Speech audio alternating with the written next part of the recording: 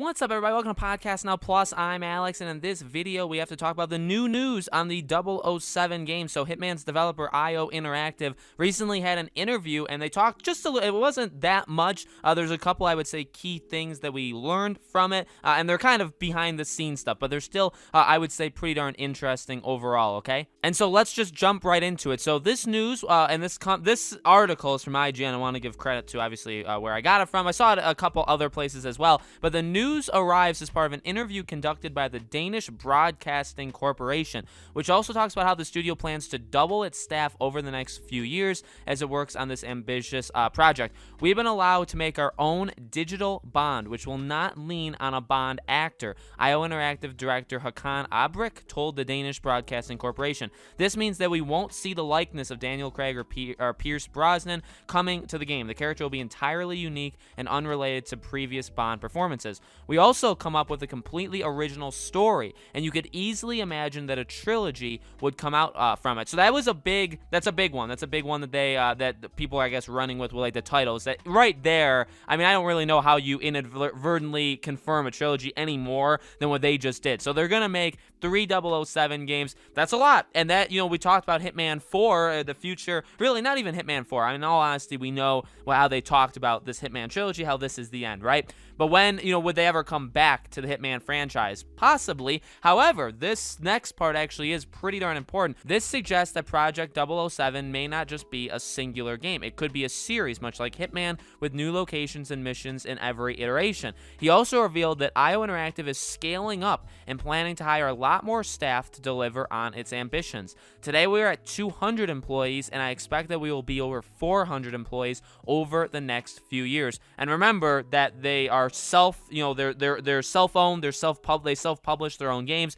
So like Hitman 3 was self-published by them. They used to be under like Warner Bros, but remember, they got the rights to Hitman by themselves. They have the rights to 007, so they're doing everything all, by themselves now. It goes on that they had to have a meeting with Barbara Broccoli of the Broccoli family. Hopefully I'm saying that right, and it's not Broccoli or something. It could be. Who controls the rights to the James Bond franchise. And then she was expressionless at first, but she quickly came around to the idea. And the thing that I think is interesting, and IGN says this was taken out of the interview. I did see this in other places as well. She suggested, or she mentioned, she didn't think previous Bond games were worthy enough because they depicted violence for the sake of violence.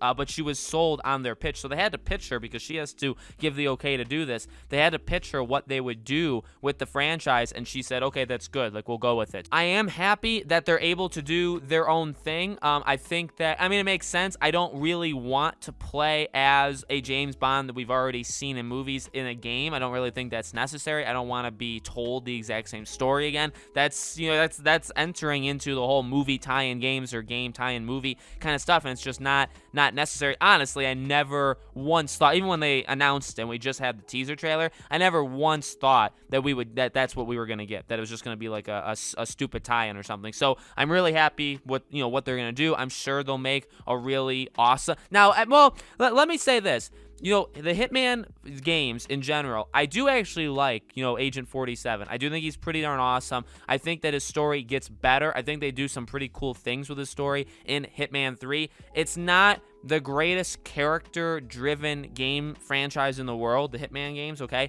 And I'm not saying that as in like, oh, they can't do James Bond. But for this, Bond, we've all talked about how this game would probably function. It would be like Hitman, but probably bigger, right?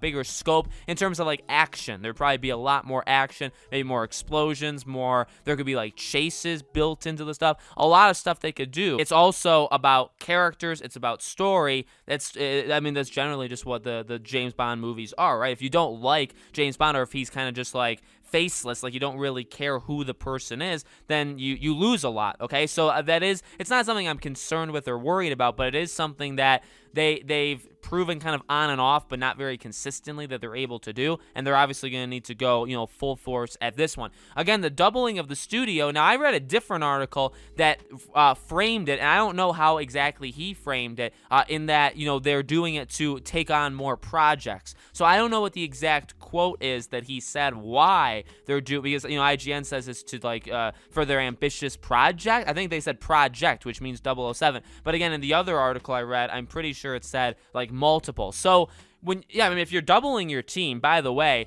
you made Hitman 3 with that team. So you can make a 007 game with that team with 200 people. If you double it, you could theoretically make 2 games at once. Now, again, they're self-publishing, all that kind of stuff. They're completely on their own. So maybe they just feel they need more help just in general. Maybe they want a really big team just in general to make an even bigger killer game, right? Could very well happen. At the same time, maybe it really is to do 2 things at once, which would be cool. I mean, IO Interactive is so...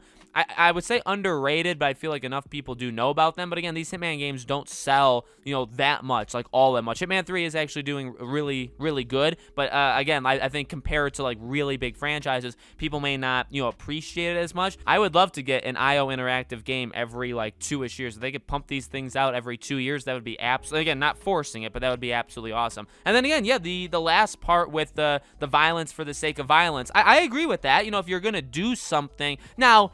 I don't know if Hitman is, she says it, and I get where she's coming from with that, right? You literally don't want there to be blood or violence or whatever, the case may be, just to have it, to not actually have it be a part of something.